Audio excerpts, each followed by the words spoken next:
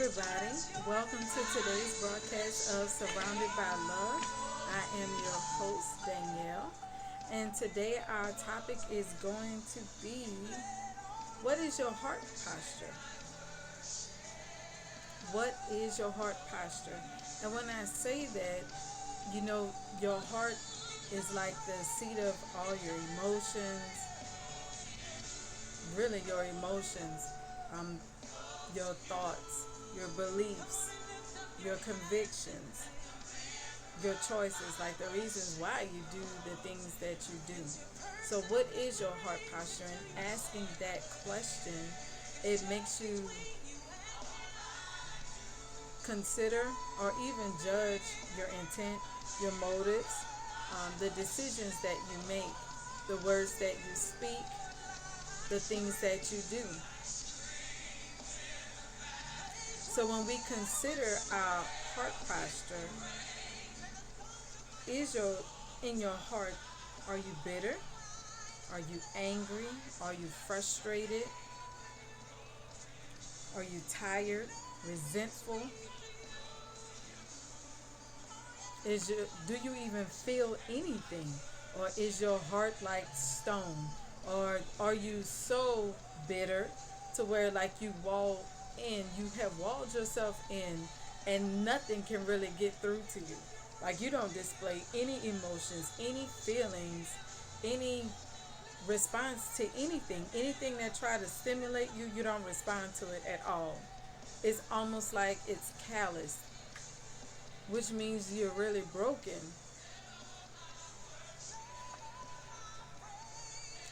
And with that being said, like you have to think about that. You have to reflect, take some time out because we judge ourselves by what we see others do. We compare ourselves all the time based on what you see on social media, what you may see, or how you see people living their lives, and the perception you receive of it, or you have of it, that they're living a great life. But you don't know the background to the picture. You don't know what happened before. You don't know what happened after. You don't know what life is like for people in reality without the camera, what their lives are really like. And honestly, it's really not your concern. Our concerns is our own self, like what we do. How do you really feel? What is really going on in your heart? Because on here, like I said, it's a journey. This is not a sprint, it's a marathon. This is not something that's going to be done quickly. Because in order for you to succeed, in order for you to have a changed mind or a different paradigm, you have to go through a process of undoing everything that you have learned wrong from years past. And the things that you have learned, and it's not just you, it's me too, that we have learned that's incorrect, that has been conditioned into us, it has been programmed into us, it has shaped our minds, which means the decisions we have made has been from a place of pain, from trauma, disappointment, because of the decisions that we made, which was really formed from cultural, environmental, relational forces. So to bring up about your heart posture, it really will cause you to really be honest with yourself. And some it may take a little longer than others. In order to do that, you will have to take some time out to meditate. I mean, really sit still, think, like listen to yourself, like listen to what's inside your head, the thoughts that you have. And when things come up and then you begin to question them, you wonder why. And then when you question why, like where is it really coming from? Is it something that's really just deep rooted on the inside of you? Or is it something that you may be picking up from your environment that you have surrounding you? And what are you going to do about it? So once you realize what's going on in you, once you have admitted to yourself, because that's the first step to a change, you have to be honest about it. What are you going to do about it? If it's anger or bitterness, or even, I'll just stick with those. So if it's anger or bitterness, why are you angry? And why are you bitter? When we hold unforgiveness in our hearts toward people because of things they may have said to us that were hurtful, or done to us that was hurtful, or caused us pain repeatedly, for some, we tend to hold grudges, whether you want to admit it to or not. We all do that. You hold grudges and you hold it on the inside of you, and you go on as if you're okay. If someone asks you how you are, oh, I'm fine, I'm blessed. That's the plaster, the fake, the mask, the answer that we give, and you smile. And you feel like as long as you're smiling, you're okay. But some of us have become professional in hiding. And so you wonder why things don't move the way you feel they should. Well, they can't because of your heart, because of the posture of your heart. If you want a new beginning, if you want change, you're going to have to do the work, and the work begins with you. And if you are holding unforgiveness in your heart, nothing will come of that, because you are going to be the one to hinder yourself. While the people you may be mad at may be alive or gone on, they may no longer be here on earth with us, but you're remaining stuck. You're held captive by your thoughts and what's going on the inside of you. And you want to say it's outside forces when really it's on the inside of you. So you have to be honest with yourself.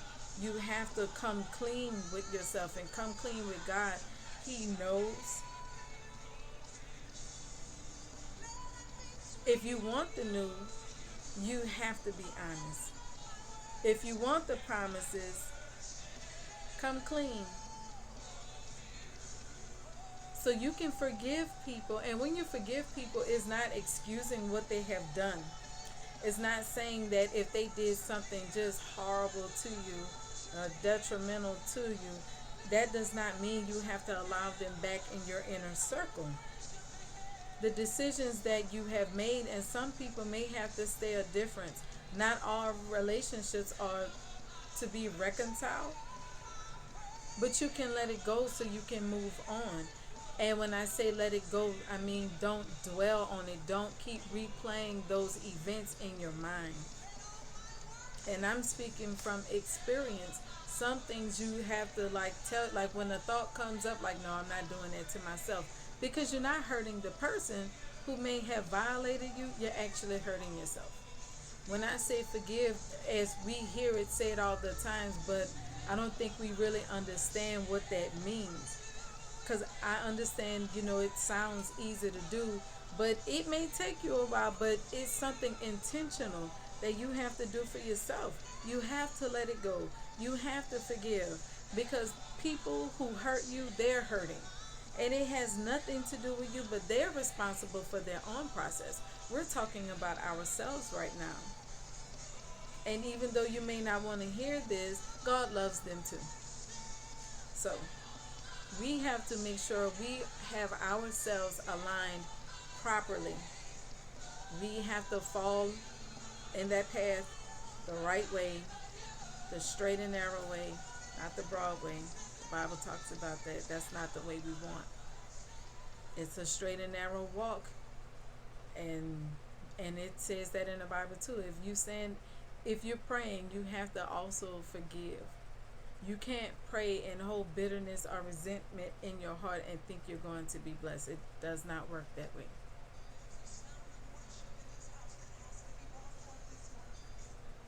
If you stand in judgment against others, you yourself, you'll be judged. You have to let it go. You have to let it go. Some of you, it may be saying a prayer or saying to yourself that you forgive the person. Some of you, you may have to write a letter, because I had to do that. My spiritual mother, she taught me or guided me through that process. I had to write a letter. Some of you may have to write a letter to unpack all of those emotions out of you. And it really is a release, but it's a process. It's something you have to do. It is not your Father's desire to see you left behind. He wants the best for you. He has the best for you. But do you want it for yourself? You have to let the past go. Everyone has a past. Everyone has gone through some type of experiences that were painful and have changed them forever, or changed their lives forever. Everyone has a story. But with that story, will you let it rule you, to destroy you, to keep you trapped? And are you going to use that as an excuse for bad and dysfunctional and detrimental behavior to destroy your life? Or will you use it as a launch with your Father's help to prove that it didn't destroy you, because He's greater, because He lives in you. And because of that, the faith that you have, it will push you or launch you into what He has for you. And then you know what it becomes? It becomes a testimony to help other people in life. Because your story may be what helps give someone else courage to go forward in life and not stay bound by circumstances or past circumstances. That's a lot to think about. Because, I mean, it's oh, just so much information to be given on, motivation and moving forward and being successful and accomplishing things. But to do that, you gotta let it go.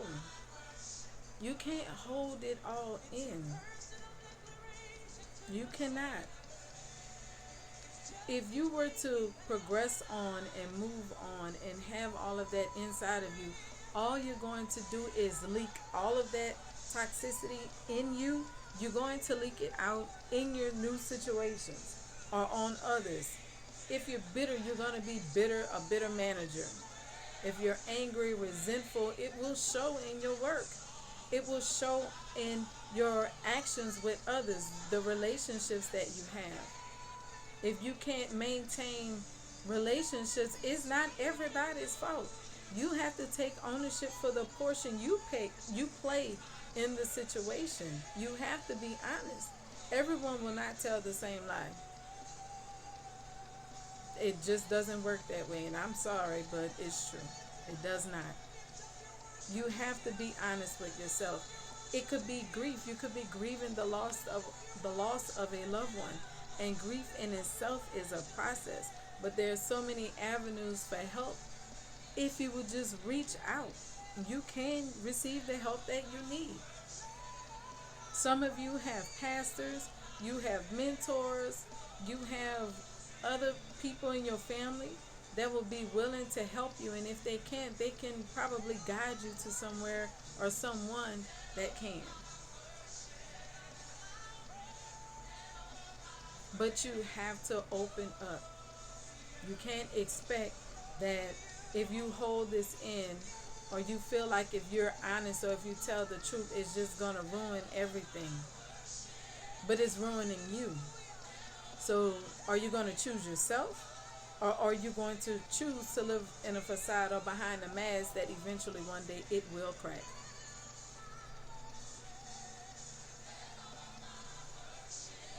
It's a choice. You choose each day.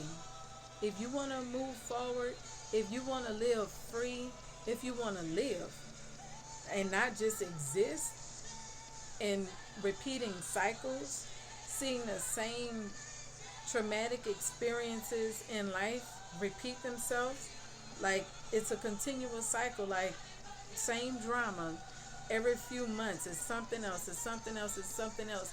If you want to choose that, then stay the way that you are, because it's your choice. But if you're tired of it, you have to be honest with yourself and come clean with what's going on the inside of you, because it all starts with you and it can end with you, because every minute, every hour is an opportunity for you to live in the new. It is a new beginning, because you can do what you need to do to move forward. You don't have to procrastinate. You don't have to be lazy, because doing those things, that's your choice, because it really shows what's going on in you. But if you have goals and aspirations and a desire to achieve them, you're going to get up and you're going to get moving. No, it's not easy. And that's why we're here. Because sometimes we need someone to push us and like shed some light on things that we never considered, or make us reconsider our actions. So those were my thoughts for today. Thank you so much for joining me. Please press that like and subscribe button to my YouTube channel, Surrounded by Love. You can also follow me on Instagram and Twitter, and my handle is at D as in Danielle, Liz, Liz as in zebra, Caesar, Ceas as in Sam, ER. If you have any suggestions or questions, feel free to email me at surroundedbylove20@gmail.com. And that's all one word. Surroundedbylove20@gmail.com. Also, you can subscribe to my Patreon channel as well. Thank you again, and I'll see you guys on tomorrow.